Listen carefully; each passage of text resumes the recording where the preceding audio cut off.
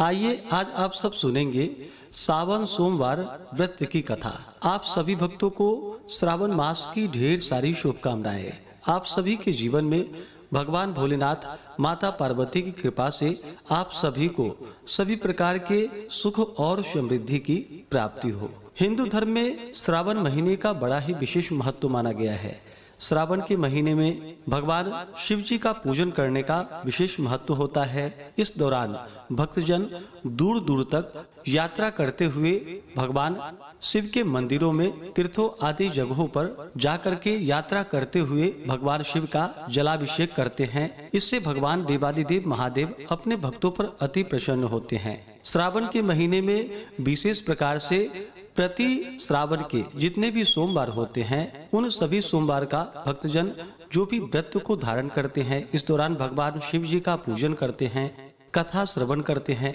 इससे भगवान शिव जी अपने भक्तों के सभी प्रकार के दुख और कष्टों को दूर कर देते हैं तथा सुख और समृद्धि का आशीर्वाद प्रदान करते हैं। तो आइए सुनते हैं श्रावण सोमवार व्रत की कथा।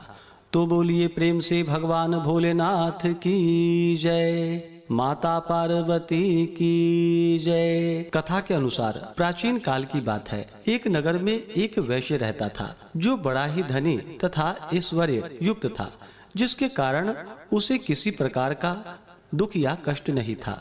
परंतु इतनी अतुल संपत्ति होते हुए भी उसे भोगने वाला उसकी कोई संतान न थी, जिसका उसे सर्वदा ही दुख बना रहता था। वैश्य भगवान शिव जी का बड़ा भक्त था और प्रति सोमवार को शिव जी का व्रत तथा पूजन किया करता था। उसे विश्वास था कि भगवान शिव जी का भजन पूजन करने से मुझे एक दिन पुत्र अवश्य ही उत्पन्न होगा, जो मेरे इस अतुल धन का भोग करेगा। ऐसा मन में विचार कर वह प्रति सोमवार को व्रत करता तथा सायंकाल शिव जी के मंदिर में जाकर दीपक जलाया करता था तथा बड़ी भक्ति से मधुर पाक व्यंजन बनाकर शिव जी को भोग लगाकर स्वयं प्रसाद लेता और पत्नी को देता था। उसे ऐसा करते देख भक्त वत्सला देवी पार्वती से रहा नहीं गया और वे भगवान शिव जी से बोली कि हे भगवान, हे प्रभु, यह वैश्य प्रति सोमवार को आपका व्रत करके सायंकाल दीपक जलाता है तथा इस प्रकार बड़ी भक्ति भावना से पूजन करता है, अतः आप इसके दुख का निवारण शीघ्र क्यों नहीं करते। तब पार्वती जी के सुंदर वचनों को सुनकर भगवान शिव जी बोले कि हे देवी पार्वती, इस वैश्य के तो पुत्र नहीं है, यह इसके पूर्व जन्म का ही फल है। देवी, यह जगत तो कर्ममय है, मनुष्य कर्म के बंधनों से बंधा हुआ यहाँ आता है तथा अपने अपने कर्मों के फल को भोगता है। उसी प्रकार यह वैश्य भी पूर्व जन्म के कर्म के कारण इस जन्म में निसंतान होकर दुख उठा रहा है। शिव जी के ऐसे उपदेशात्मक वचनों को सुनकर माता पार्वती नहीं मानी और कहने लगी कि हे ईश्वर, आप तो भक्त वत्सल हैं, फिर अपने भक्त पर क्यों दया नहीं करते, जबकि वह सदैव आपकी भक्ति प्रेम पूर्वक पूजा करता है। फिर आप उसे पुत्रवान करके उसके दुख का नाश क्यों नहीं कर देते। यदि आप अपने भक्तों के दुख का निवारण नहीं करेंगे तो कौन आपका व्रत पूजन और सेवा करेगा।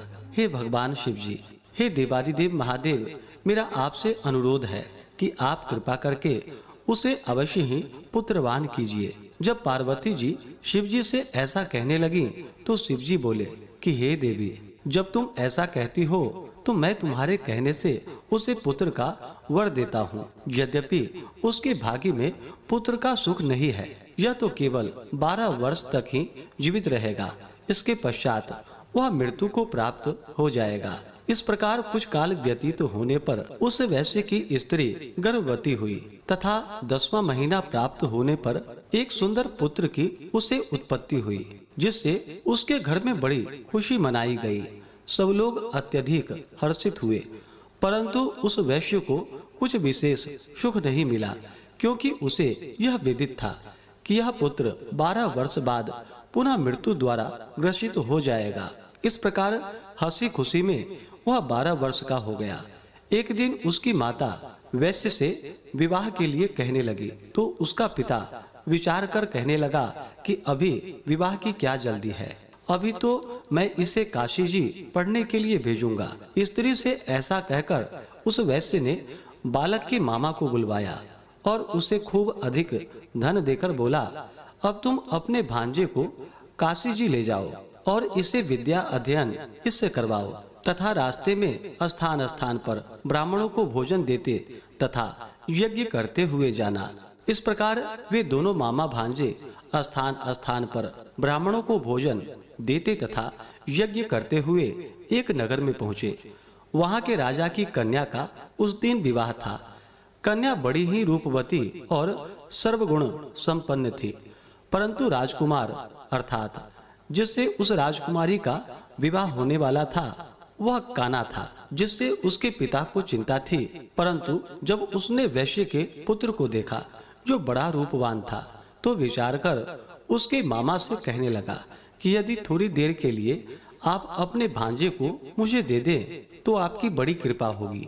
थोड़ी देर की ही बात है, विवाह हो जाने के पश्चात इसे हम वापस कर देंगे और आपको बहुत सा धन भी देंगे। फिर तो बालक के मामा ने स्वीकार कर लिया। वर का पिता उसे वर बनाकर मंडप में ले गया और विवाह का समस्त कार्य बड़ी दक्षता से संपन्न किया। परंतु जब लड़का सिंदूर दान करके लौटने लगा तो उसने कन्या की साड़ी के आंचल पर लिख दिया कि हे भामिनी, तुम्हारा विवाह मुझ वैश्य के पुत्र से हुआ है और अब मैं काशी जी में पढ़ने जा रहा हूँ, परंतु जिसके साथ तुम्हें भेजा जाएगा वह एक आंख का काना तुम्हारा पति नहीं है। इस प्रकार विवाह कार्य संपन्न होने पर विदा की बेला पर जब राजकुमारी ने अपनी साड़ी पर कुछ लिखा देखा तो उसे पढ़कर उसने राजकुमार के साथ जाने से इनकार कर दिया और बोली, यह मेरा पति नहीं है, मेरा पति तो वैश्य पुत्र है जो इस समय काशी जी में पढ़ने के लिए गया है। फिर तो राजकुमारी की ऐसी बात सुन उसके माता पिता अत्यंत आश्चर्य में पड़ गए और राजा अर्थात वर के पिता की दुर्तता से अत्यंत दुखी हुए तथा कन्या को विदा नहीं किया। बारात बिना कन्या के लौट गई। उधर वह वैश्य का पुत्र तथा उसका मामा दोनों काशी जी में पहुँचे तथा बालक ने अपने अध्ययन प्रारंभ कर दिए और उसके मामा ने यज्ञ करना प्रारंभ कर दिया। इस प्रकार कुछ दिन व्यतीत होते हुए लड़के की अवस्था 12 वर्ष की हो गई। उस दिन यज्ञ हो रहा था। उस बालक ने अपने मामा से कहा कि आज मैं कुछ अस्वस्थ लग रहा हूँ और सोने जा रहा हूँ। ऐसा वह जाकर मामा से कहकर के सो गया, परंतु उसके सोने के थोड़ी देर बाद ही उसके मामा ने आकर देखा तो भांजे को मरा हुआ पाया, जिससे वह अति दुखित हुआ। परंतु यज्ञ हो रहा था, इसलिए यज्ञ विध्वंस के भय से चुप रहा। और जब यज्ञ कार्य संपन्न हो गया तथा सब ब्राह्मण चले गए, तब वह खूब जोर जोर से रोने लगा। उसी समय भाग्यवश पार्वती जी सहित शिव जी उधर से जा रहे थे कि तभी पार्वती जी ने करुण रुदन को सुना, जिसे सुनकर उनका हृदय द्रवीभूत हो गया और वे भगवान शिव जी से कहने लगी कि हे कृपा निधान, देखिए तो कौन इस समय इतनी करुणा से रुदन कर रहा है। आप वहां चलकर देखिए वह क्यों रो रहा है। तब पार्वती जी का ऐसा आग्रह देख शिव जी उस स्थान पर गए जहां उसका मामा अपने भांजे को लेकर रो रहा था। फिर तो पार्वती जी ने उस बालक को पहचान लिया और बोली कि हे महाराज, देखिए तो इतना सुंदर यह वैश्य का बालक मरा जा रहा है जो आपके वरदान से हुआ था। शिव जी बोले कि हे देवी, यह बालक अपनी आयु समाप्त कर चुका है और मर गया है, इसमें किसी का क्या दोष। पार्वती जी ने कहा कि हे देवादिदेव भगवान शिव, जैसे आपने इसे अब तक 12 वर्ष की आयु दी थी, वैसे ही जीवन पर्यंत के लिए और आयु दे दीजिए, नहीं तो वह वणिक पुत्र के वियोग में मृत्यु को प्राप्त हो जाएगा। तब पार्वती जी के ऐसा कहने पर शिव जी ने वणिक पुत्र को जीवित कर दिया। इस प्रकार भगवान शिव जी के वरदान से वह जीवित हो गया और भगवान शिव पार्वती पुनः अपने धाम को अंतर ध्यान हो गए। फिर कुछ दिनों के पश्चात वह बालक अपने मामा के साथ अपने नगर की ओर चल पड़ा तथा रास्ते में चलते चलते पुनः उसी नगर में आया जिस नगर में राजकुमारी के साथ उसका विवाह हुआ था।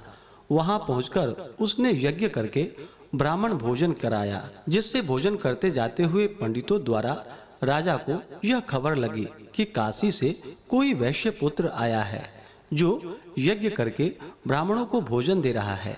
राजा उसे देखने के लिए गया और वहां पर उसने स्वयं अपने जामाता को देखा तो अति प्रसन्न हो आदर के साथ अपने महल में ले आया और कुछ दिन तक रखकर खूब आदर सत्कार दिया और पुत्री को खूब दान दहेज देकर पुत्री और जामाता को विदा कर दिया।